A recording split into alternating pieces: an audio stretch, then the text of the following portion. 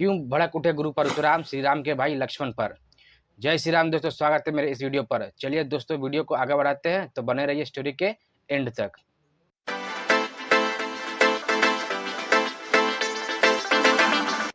रामायण का महाकाव्य भारतीय संस्कृति और धर्म का अभिन्न हिस्सा है।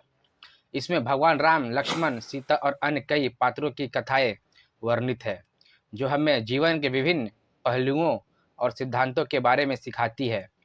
इन्हीं कथाओं में से एक प्रमुख कथा है भगवान परशुराम का लक्ष्मण के ऊपर क्रोधित होने की घटना।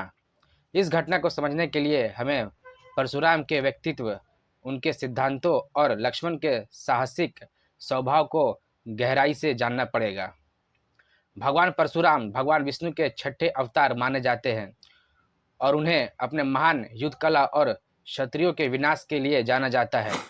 उनका जीवन मुख्य रूप से अधर्मी और अन्यायी क्षत्रियों का नाश करने के लिए समर्पित है। गुरु परशुराम के पास भगवान शिव का दिया हुआ एक महान धनुष था, जिसे वे अत्यंत पवित्र मानते थे। यह धनुष उनके लिए भगवान शिव के आशीर्वाद का प्रतीक था और उन्होंने इसे अत्यंत आदर और प्रेम से संजोया था। रामायण की कथा में जब राजा जनक ने अपनी पुत्री सीता का स्वयंवर आयोजित किया, तो उन्होंने एक शर्त रखी कि जो भी योद्धा शिव धनुष को उठाकर उसे तोड़ेगा, वही सीता से विवाह करने योग्य होगा। यह शर्त बहुत कठिन थी और इस चुनौती को स्वीकार करने के लिए विभिन्न राजकुमार और योद्धा जनकपुरी आए थे। जब श्री राम ने सीता स्वयंवर में शिव धनुष को तोड़ा, तो यह खबर परशुराम तक पहुंचा। उन्हें यह सुनकर अत्यंत क्रोध आया, क्योंकि शिव धनुष उनके लिए बहुत महत्वपूर्ण था। परशुराम ने इसे भगवान शिव का अपमान माना और तुरंत जनकपुरी की ओर प्रस्थान किया। जनकपुरी पहुंचकर परशुराम ने राजा जनक और वहां उपस्थित सभी लोगों को कठोर शब्दों में फटकार लगाई। उन्होंने कहा कि जिसने भी यह दुस्साहस किया है, उसे इसके परिणाम भुगतने पड़ेंगे। उसी समय लक्ष्मण, जो कि भगवान राम के छोटे भाई थे, परशुराम के क्रोध को देखकर आश्चर्यचकित हो गए। लक्ष्मण का स्वभाव अत्यंत साहसी और निडर था।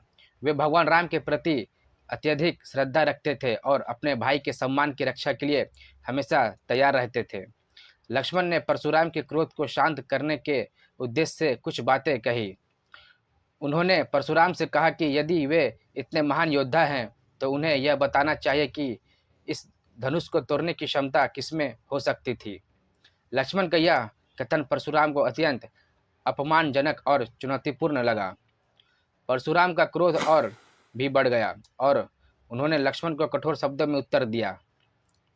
परशुराम के क्रोध और लक्ष्मण की साहसी बातें एक महत्वपूर्ण मोड़ पर आ पहुंची, जब भगवान राम ने स्वयं आकर परशुराम को शांत किया।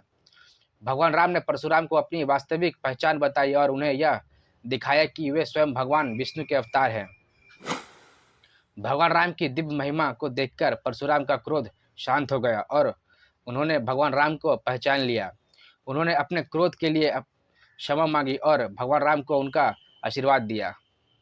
यह घटना रामायण में अत्यंत महत्वपूर्ण है, क्योंकि यह न केवल भगवान राम की दिव्य महिमा को प्रकट करती है, बल्कि परशुराम के क्रोध और लक्ष्मण के साहस को भी उजागर करती है। परशुराम का क्रोध लक्ष्मण के ऊपर इसलिए था क्योंकि उन्होंने उनके धनुष को तोड़ा था और लक्ष्मण की बातें उन्हें अपमानजनक लगी। लेकिन अंततः भगवान राम की दिव्यता और सत्यता ने परशुराम को शांत किया और उन्होंने भगवान राम को अपना आशीर्वाद दिया। रामायण की इस कहानी में हमें कई महत्वपूर्ण सीखें मिलती हैं। पहली सीख यह है कि सच्चाई और धर्म के मार्ग पर चलने वाले लोग अंततः विजय प्राप्त करते हैं। भगवान राम और लक्ष्मण ने अपने साहस और सत्य के बल पर परशुराम के क्रोध को शांत किया। दूसरी सीख यह है कि अत्यधिक क्रोध और अहंकार से किसी को भी लाभ नहीं होता। परशुराम, जो कि एक महान योद्धा थे, का क्रोध और अहंकार अंततः भगवान राम को सामने झुक गया। तीसरी सीख यह है कि सच्ची शक्ति और महानता का प्रमाण सिर्फ शारीरिक शक्ति में नहीं, बल्कि सत्य और धर्म में होता है। भगवान राम ने अपनी दिव्य महिमा और सत्य के बल पर परशुराम को शांत किया और उन्हें अपना आशीर्वाद प्राप्त किया। अगर वीडियो अच्छी लगी होगी तो लाइक, शेयर और चैनल को सब्सक्राइब जरूर करना। तब तक के लिए जय श्री राम।